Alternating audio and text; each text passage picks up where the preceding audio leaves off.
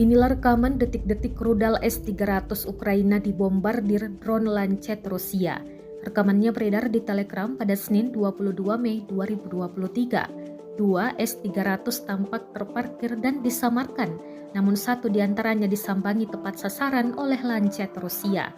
Dalam keterangan unggahan disebutkan, satu lagi S-300 dihabisi Lancet.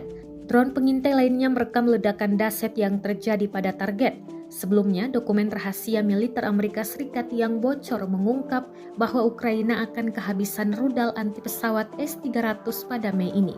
Kondisi itu akan membuat Rusia mencapai tujuan superioritas udara atas tetangganya.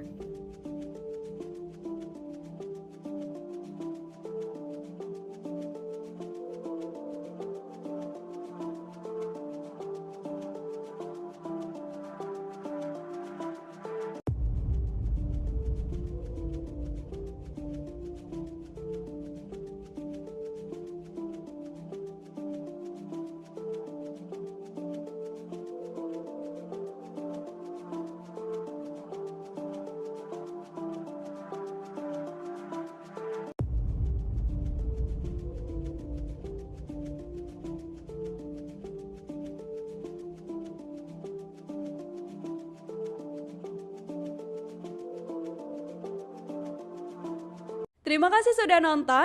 Jangan lupa like, subscribe, dan share ya.